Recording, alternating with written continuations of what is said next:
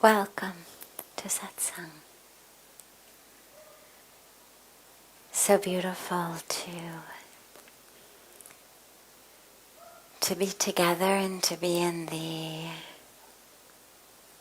the sacred garden.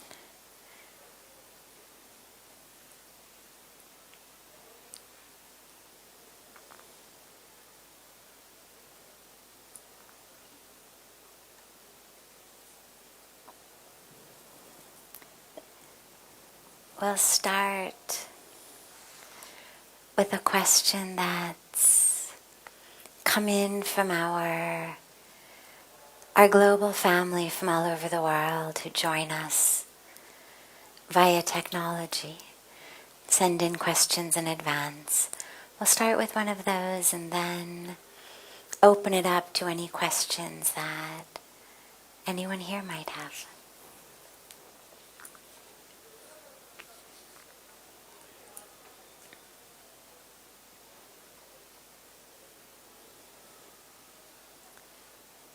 Is there such a thing as perfect?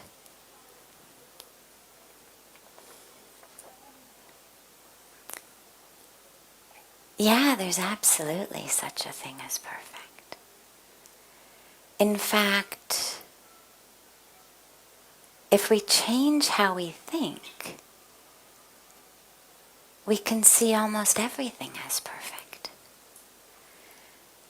Then there's very, very few things that are imperfect. I mean, on a supreme level, where we say there's nothing but God, on that level, everything else is an illusion, there's only God. On that level, everything is perfect. But when we come down to the human level, the level where we're really here in human bodies, having a human experience, there's some things that are not perfect. Hunger, poverty, oppression, environmental destruction. We could come up with a nice handful of things that we could say really are not perfect. But almost everything else, if we just change how we think,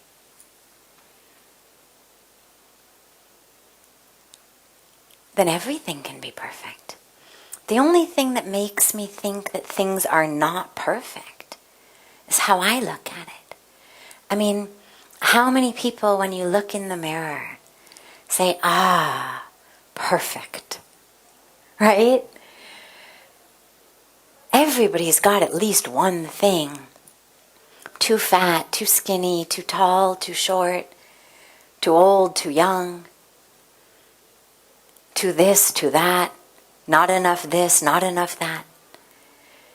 And yet, with a simple shift in focus, we would look in the mirror and say, oh my God, perfect.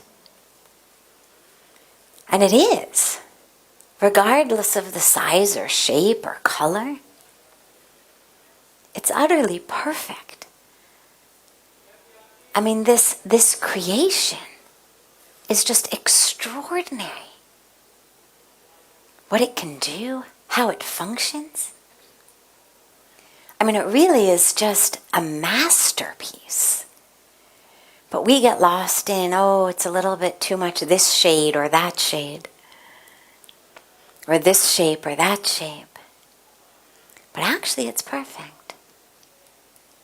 So, I think there's a lot of things that are perfect.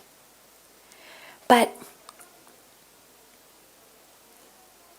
we have to allow ourselves to see them like that. And I would begin with nature. Right? If you're one of those people where nothing is perfect, nothing is even right, begin with sunsets, sunrises, waves on the ocean, the stars in the sky, a flower blooming. Things that are really easy to understand or perfect. But then as you look at them, realize, well, So this beautiful rose flower that's blooming over here is a little bit smaller than the rose that's blooming over there. And actually she's missing one of her petals. And the other petal seems to have gotten a little dried in the sun. But she's still perfect. Yes, we can notice she's of smaller size. Yes, we can notice that there's a little part that's dry. But we would never say this isn't a perfect flower. Of course it's perfect. And then you think, well, what if that rose flower had my mind and started saying, oh God, look at this. So unfair. Like, why does the sun shine on me in such a way that I get all dry and shriveled? And this one right next to me is so plump and soft and moist, dewy, right? And you laugh, right? We all smile, we chuckle, because we think, oh, that would be a very silly rose flower. But that's actually what we do when we look at ourselves and when we look at our lives. We look at other people and we think, oh, if I just had that, it would be perfect. If I just had that, it would be perfect. But the truth is, if you actually spoke to those people honestly, and they were honest with you, or you had some really pure, perfect vision into their lives, you'd realize that they're looking at somebody else going, oh, if I had that, it would be perfect. I did this experiment, actually, personally. When I had been in India about a year or two, I was back in Los Angeles and visiting. And I had already seen such an extraordinary magic here, of such joy. Especially amongst people who seemed to have nothing. But there was just such joy. And having grown up with people who had everything, I was so touched. But I thought, I'm a scientist at heart, and I thought, well, maybe you've got, observer bias going on here. Let's actually conduct an experiment. And when I got back to Los Angeles, I spoke to a handful of people I knew, all of whom I knew personally and most of whom I knew well. Each of whom was at the very top of their particular ladder. So someone who was a CEO of a $1 billion, Forbes list company. Someone who was a tenured professor at Stanford. Someone who was a famous Hollywood actress. Someone who was a singer and her songs were in the top 10 on the radio. Someone who was a sports star. So all these different areas. But everyone had reached the absolute height. And I spoke to each of them, and of course, I didn't tell them I was doing a scientific study, because then you lose it. But I just spoke to them like chatty. Hey, how are you? I've been in India. How's everything going? And in the midst of that conversation, I asked them my real question, which was, are you happy? And what I got from every one of them was one of two answers. There were only two types of answers.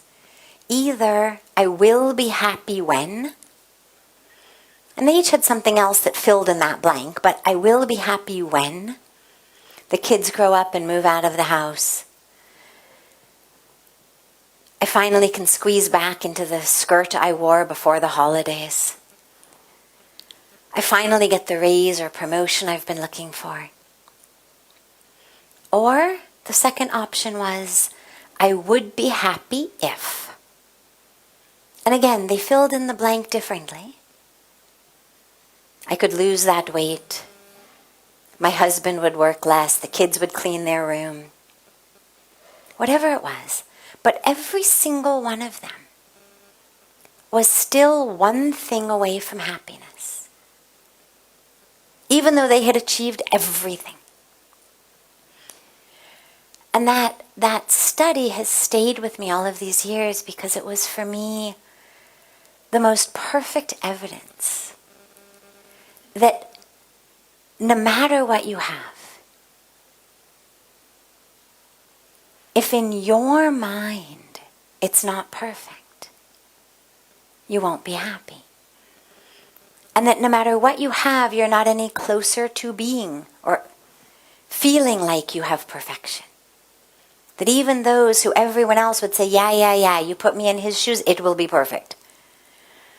I mean, if we took a vote of people and said, okay, here's 8-10 people's lives you could swap for your own, most people would. Yeah, this success, this, yeah.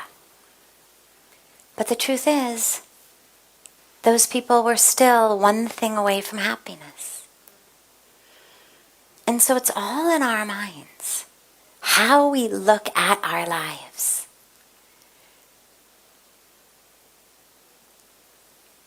Now, when we talk about perfect, though, and everything being perfect, or most things being perfect, it's important that we distinguish that from what we call perfectionism. Because if we say that things are perfect or can be perfect, then that inspires a lot of people to say, okay, what that means is I have to make it perfect. If we say there's no such thing as perfect, well then, chalo tika, I've done my best and that's good enough. But if we say there is such a thing as perfect, then what a lot of us start to think is, well, it means I have to find that perfection. I have to do better so that I am doing perfect. Now, perfect never comes. Never ever comes because you have decided that you have to be perfect. Because even though the thing you're doing, you may have created it perfectly.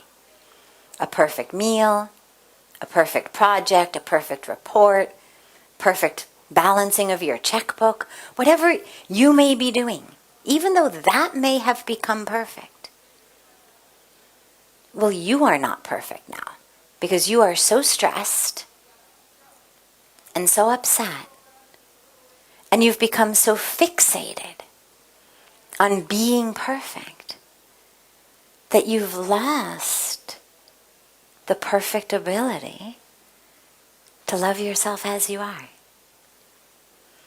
And so perfection is not something to be manifested. It's something to be realized. That's a really important distinction. I'll say that again. Perfection is not something to be manifested or created. I'm not going to create perfection. I'm going to realize the perfection of that which is. Because otherwise perfectionism becomes its own pathology. And from psychology we know that it's actually a defense mechanism. I'm going to push things away, myself away, by trying to be perfect.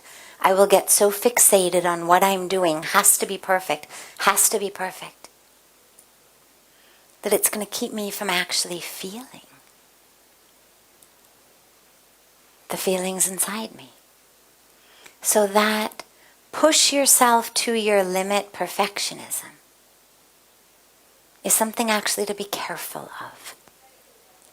All we are called upon to do in our incarnation as humans is to be sincere. That whatever we do, to do it with sincerity, with the fullness of our abilities. That which has been created is already perfect. And for us to recognize the perfection, even in the midst of learning more, getting better. Because perfect, of course, doesn't mean complacent. recognizing that everything is perfect doesn't mean I become complacent and lazy. And there's that beautiful spiritual seeming paradox, but it's not a paradox, it's just an opportunity for an expanded vision where we say everything is perfect, exactly as it's supposed to be. And there's a lot of work to do. And being able to hold both of those experiences, knowing everything's exactly as God created it, exactly perfect, and in that perfection is our intelligence, compassion, initiative, creativity that makes us see the world and say, I have to work for this, work for that, do this.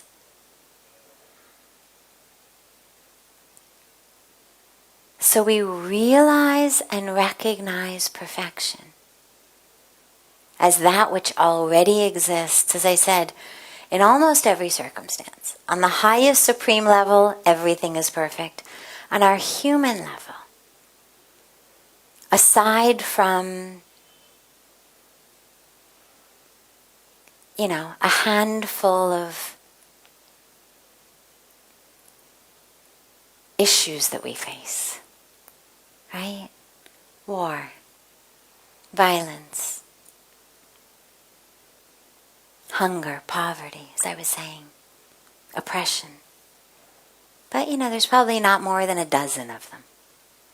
10, 12, 15 maximum. And they're not things that most of us face in our daily life either. Most of us are blessed enough. Most of us here, most of us watching it. We're not faced with hunger. We're not faced with oppression. We're not faced with human rights abuses. We're not faced yet with the impact of climate change. So for most of us, we actually can move through our day with realizing everything is perfect. But then, of course, as our responsibility as part of humanity, we see that which is ailing others, afflicting others, and we know that part of the perfection of who we are is to work for that.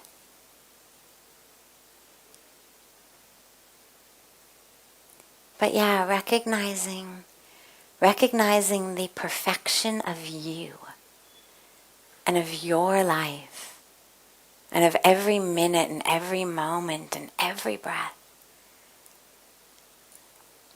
is one of the greatest and most powerful ways to actually awaken spiritually. But even if that's not what you're looking for, it's probably the best and most powerful way to find joy and peace in your life.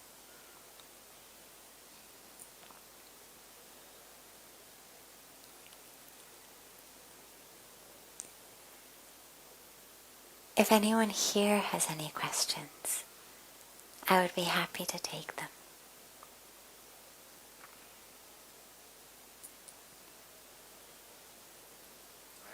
Yes, sure.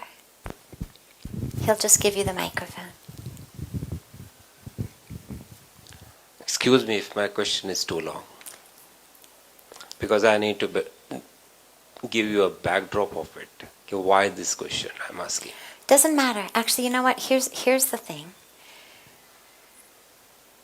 Your question very likely is a question that other people have. Exactly. You don't have to explain yourself or defend yourself. Don't worry about it. Just whatever the question is, it's going to be something other people are facing, even though they may have a different background. Okay. That means I'm permitted. Yes, of course. Okay. Yeah. I always say there's no such thing as a wrong question. Right. Yeah. Yesterday was the first day I heard your this thing on YouTube. and I was so impressed. Today I'm over here. But one thing which I always think and disturbs me, because I have been reading a lot of literatures. When we get answered, every ready-made answer to some of the very core questions, what I heard yesterday in your discourse or in your question answer session, like is God real? That's a big question. Yes. And when we hear answer to these questions, as a seeker, you need to undergo the process. Everyone who has gone through that process. Like how we do in mathematics. We have questions, and in the end there is an answer. The child who doesn't know the process, even after knowing the answer, it is of no help to them. How good it is. Great question.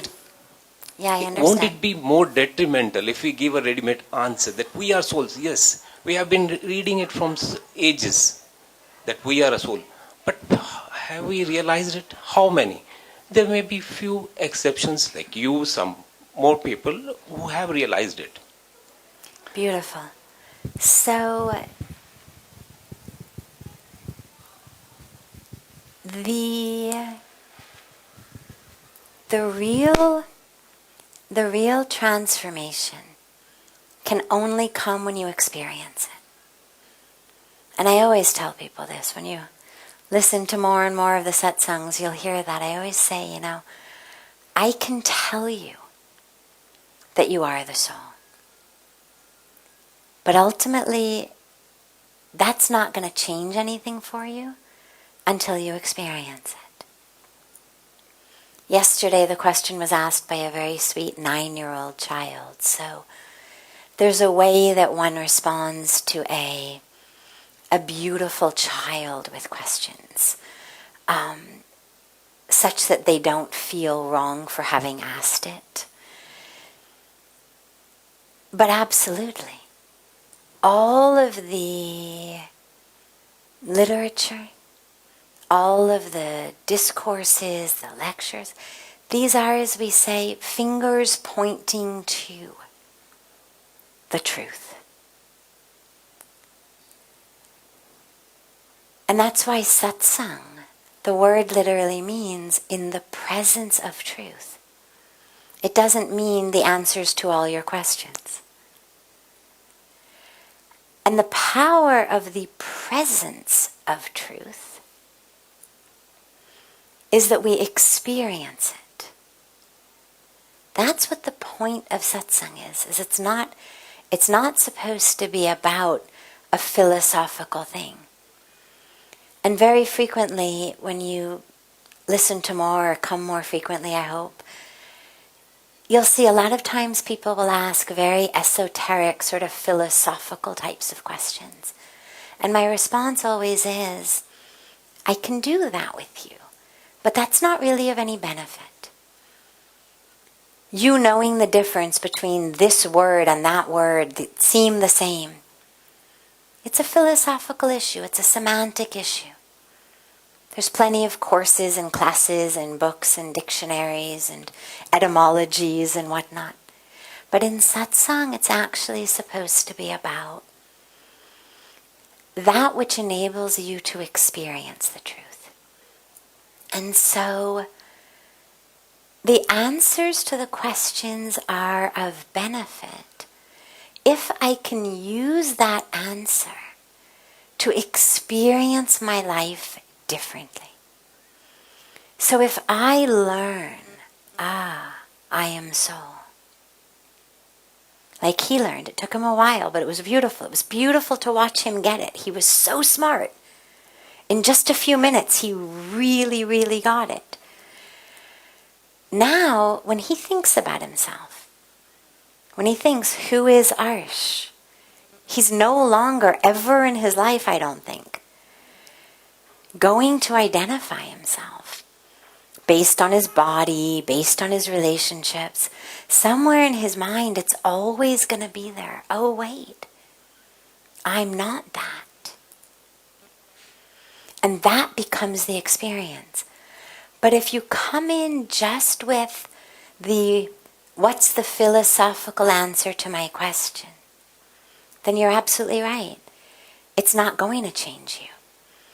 But if you can use it to allow yourself to change, and whether it's changing because I understand, even I've read it before, I've heard it before, I know it, but maybe now I was able to actually feel it, to actually realize it. Whether it's questions like that about the soul, or whether it's how do we navigate our relationships and our in-laws and our marriage, whatever sorts of questions arise, because they all arise. The ultimate goal is that the experience of the person who asked, but also of everybody, of all of us, including me, that experience changes. The internal experience changes. And when our internal experience changes, then we are different, and then we live differently. And then our whole life changes. And that's why it's in the presence of truth. That's why it's not me sitting here as a teacher telling you things. I did that for a year in between my undergraduate degree and my PhD degree. I was a teacher for a year. It was fun. But it wasn't something that I would have gone back to and done forever. Being here and being in satsang is very different than teaching a class. Number one, because the goal is not to get people to memorize things. So many people, we all know them, have read a lot, have learned a lot, have memorized a lot. They give a lot of great answers, great discourses. And personally, they are miserable. Miserable. Right? How many people do we know who can recite shloka after shloka? But you walk into their home, you see their relationships in the home, you see how they live, and you think, my God, right? अगर ये अध्यात्मता है, तो मुझे उसे दूर रहना है. Because they're not living it. They're just speaking it. So this is not about memorize facts. I never will say to people, okay, so today we're going to learn. It's never about that. You want to learn those things? You've got so much. I mean, there's so many classes these days. You can learn everything online. Satsang is about, can you actually learn something that's going to change your experience? Can you have a different awareness, a different realization about yourself? And that's why we call it satsang rather than a class. We are together, all of us. It's not me giving you answers. I always say it's not my knowledge. I have been incredibly blessed to be able to serve as an instrument for that which needs to be spoken. But I feel very much like this microphone. You know, no one would ever say, oh wow, that great talk that microphone gave. We understand the microphone's just an instrument. And in the same way, I actually feel very much like an instrument. I'm very aware. It's not about my knowledge. It's about me getting out of the way, my ego, my identity, my sense of self, getting out of the way enough such that whatever is meant to flow can flow. And then together, all of us are in this presence of truth. So you're absolutely right. Yeah, it's not about just trying to get an answer to appease your brain or appease the mind. It's actually about getting an answer that's going to change you. And that's up to you. It can happen when you read a book. It can happen when you're listening to a talk online. It can happen when you're sitting in a katha. It can happen in satsang. It can happen sitting on a bus. There's no rule about when your awareness is going to happen. It's up to you of when are you going to actually allow those truths to become your truth. Today you've heard it again. Maybe today will be the day. If not, maybe we'll talk about it again tomorrow. That'll be the day. But it's up to you to decide. When am I going to stop listening just with my brain and my ears? When am I going to stop thinking about what my next question is, or what my response is, or what my argument to that is, or my reaction to that is? And actually allow that experience to happen for you. And that's the invitation. Yeah. Beautiful. Does anyone else have any questions?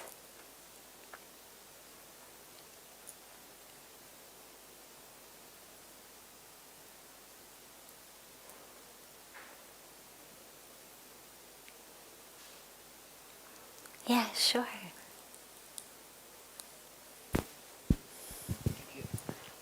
So in our daily lives, we deal with so many different people continuously. And sometimes they can be very difficult people, difficult situations. And they can draw you in, because if you don't participate, you're blocking your kind of opportunity to proceed forward on the journey. How do you deal with these situations, and how do you keep yourself pure?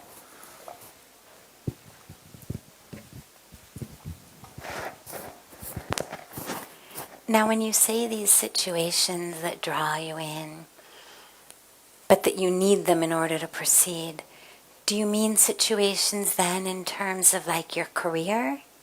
Those are the types of situations you're talking?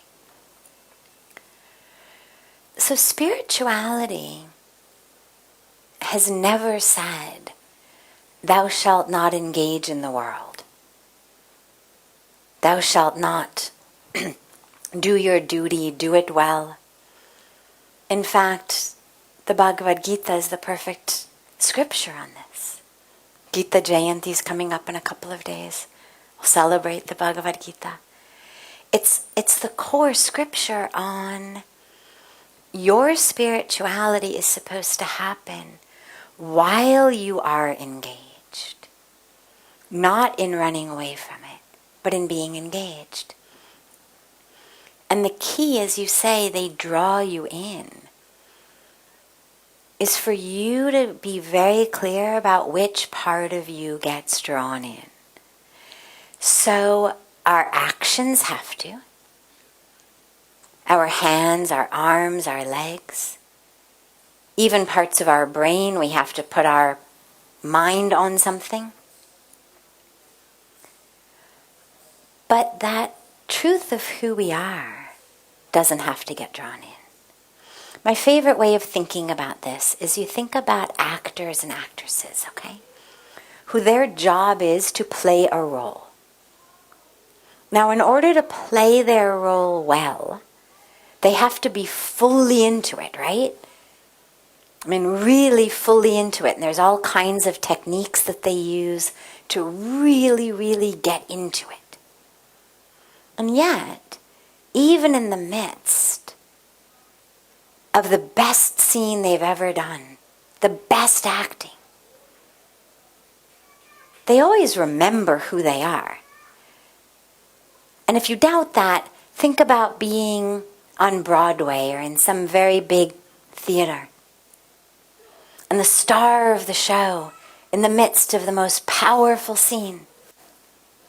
But suddenly in the front row, their husband, wife, mother, father, child, who had come to see the play, shouts to them and then collapses on the floor. Help, mom, or whatever, and then collapses. You think she's going to finish the scene? Of course not, right? She's going to jump off the stage. Doesn't matter, thousands of people. Could be at the most fancy theater in the world. She is going to jump off the stage to see what has happened. So even in the midst of playing that role perfectly, beautifully, fully, on the deepest level, she knows, I'm not actually this role, I'm actually this one's mom. And she's so aware of it that she doesn't miss a beat. The minute that that yell came, she's there. It's not like it took her a few minutes to be like, oh, wait, let me remember who I am here. And you never, ever, ever hear the story of some actor who plays a villain in a movie or a TV show or a theater program going home and killing his family because he forgot it was only a role. Never happens. And to me, I love that example because it feels like this is how we are supposed to do life. You get pulled in, we play our roles. Again, Lord Krishna makes it so clear. Stand up, play your role, play it fully, sincerely. Do your absolute best. But don't forget who you are. Don't let that mask get literally stuck to your face so that you think that that is your face. Don't be the very first actor who goes home and kills his family because he's playing a villain in the movie. Remember who you are. So as you get pulled in to your job, to that drama, it's wonderful. Play the role fully. But just remember it's a drama. And you're doing it and you're playing it. I'm a very visual person, and for me,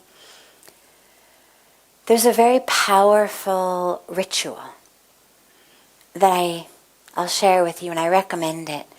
It's a ritual whereby in the morning, when you get up, if you have a meditation practice, do this right at the end of your meditation practice. If you don't have a meditation practice, I won't take too much of your time, but add 5 minutes, 3 minutes. Add a practice in which you take a moment and you simply connect just for a moment. And if you refuse to sit for meditation, do it in the shower. Connect for a moment with who you really are, that core inside of you, that depth inside of you. And then visualize yourself putting on. I like to think of a wetsuit. And I like to think of a wetsuit. You could think of it as just a costume, but I like to think of it as a wetsuit because a wetsuit is a really amazing invention. It doesn't actually keep the body dry, right? It's what people wear when they go swimming in the ocean or scuba diving. It doesn't keep the body dry. What it does is, when you put it on and you first go in, it allows this much water in, just this much, that your body temperature, your body heat, your Shakti, heats that water. Because our bodies are warm. Your body heat heats that very, very, very thin layer of water. So then when you go into the depth of the ocean that's cold, your inner experience inside that wetsuit is of warm water. Right? It's not about warming the ocean. You've just got to warm that little bit of water such that your experience, even in the midst of a freezing ocean, is of warm water. And so I like to think of it as zipping up a wetsuit and then allowing that truth of who you are to just kind of permeate into the suit. That love, that joy, that peace, that awareness. And then you go into the world. You move through the world and you do your thing and you do it well. But as you've been moving through the world, you've been moving through it in your wetsuit, so that your personal experience,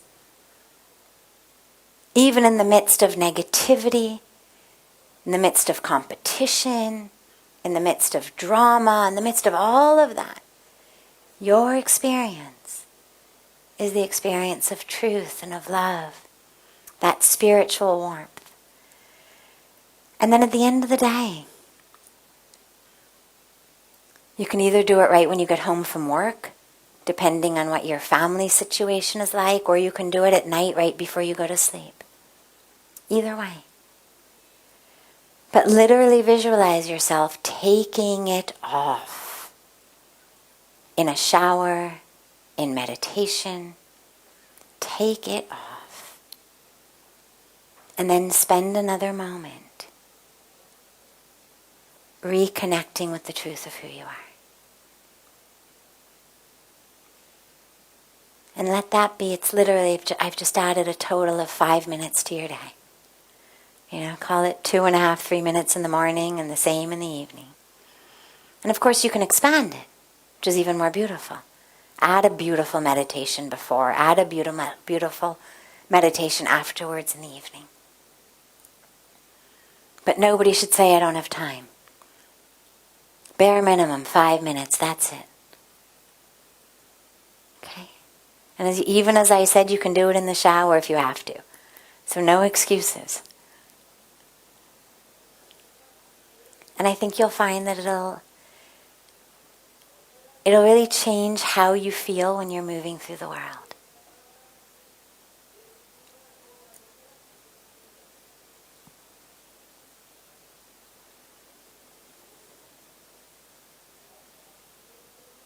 Beautiful. Does anyone else have a question? Yes, last question.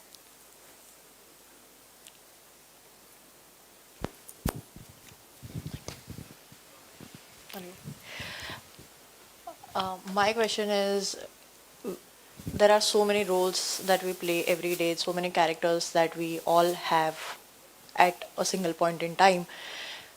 How do you know which is your true character, which is the true you? Beautiful. Well, the true you is none of those characters. Because the true you is unchanging. And as you say, we play so many roles. And we do, even just in the course of one day. We play the role, in many of our cases, as the child to our parents. Maybe a husband or a wife, a friend, maybe a mother or a father to our children. And that's before we've even left the house. Then we play our role in our job. Maybe we're the employee to the boss, but maybe we're the supervisor to someone below us. We're the colleague to someone else's competitor. So many roles we play. Then we go out with friends for a cup of tea or coffee, play a different role.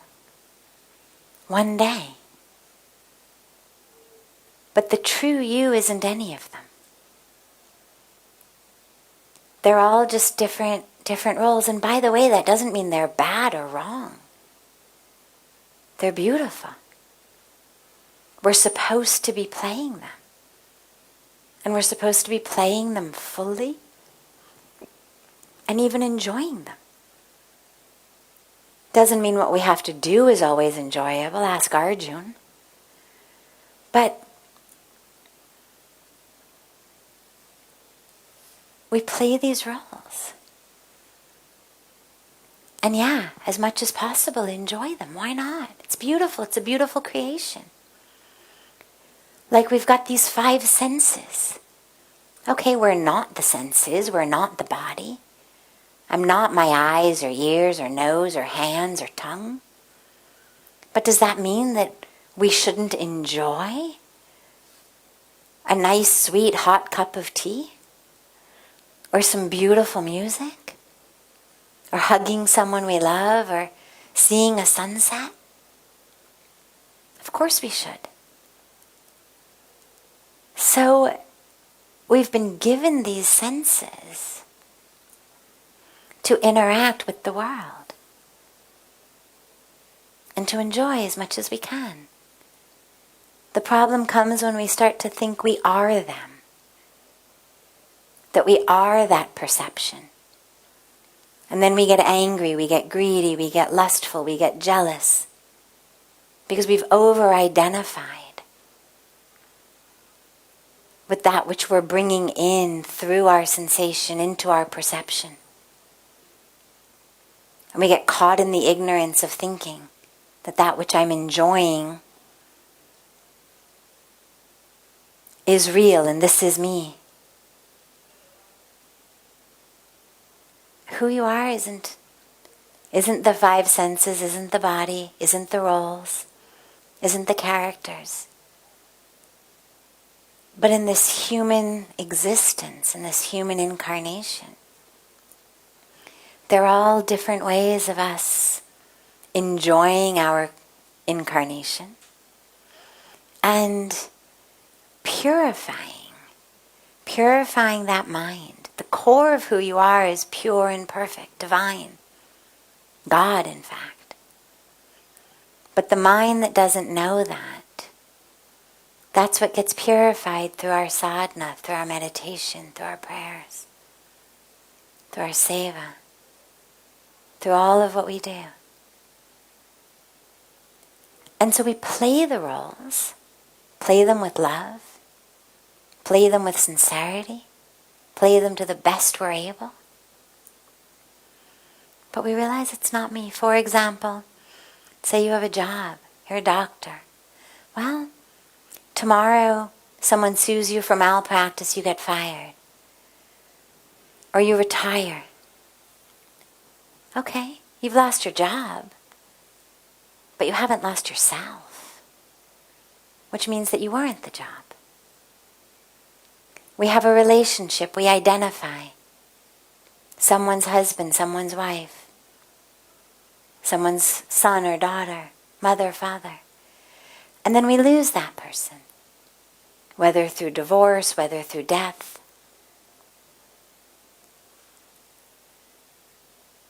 But we don't cease to exist.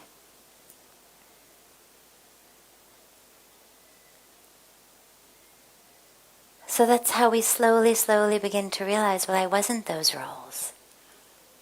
I wasn't those characters I was playing. Because see, that role is over. But I'm still here. So, yeah, you play a lot. But that's where this wetsuit, for me, as a visual person, is such a powerful ritual. Because when I take it off, and by the way, yeah, that wetsuit may be lots of roles. It's not only one role. It's all the roles you play. But when you take it off,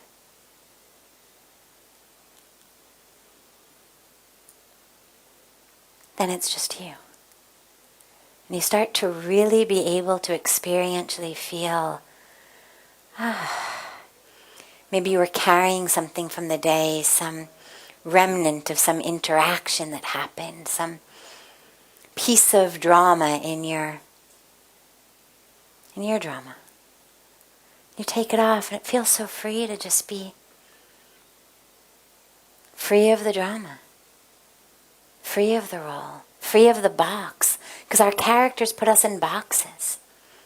Whether it's a role in the job or a role in a relationship, even the best relationships, we're still frequently in boxes of sort of what's expected of us as our role.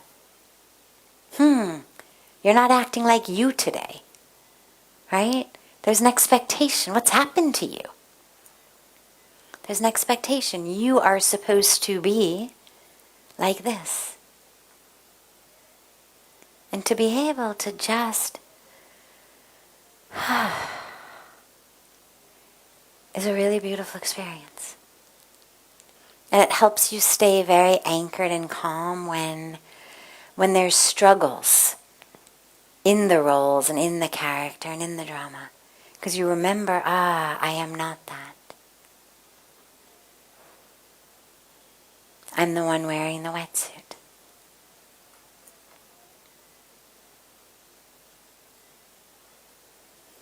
Beautiful. Have a beautiful, beautiful rest of your evening, everyone, and beautiful night, a beautiful morning and day to our family abroad. And so much love to you all, and I look so forward to being together with you all tomorrow.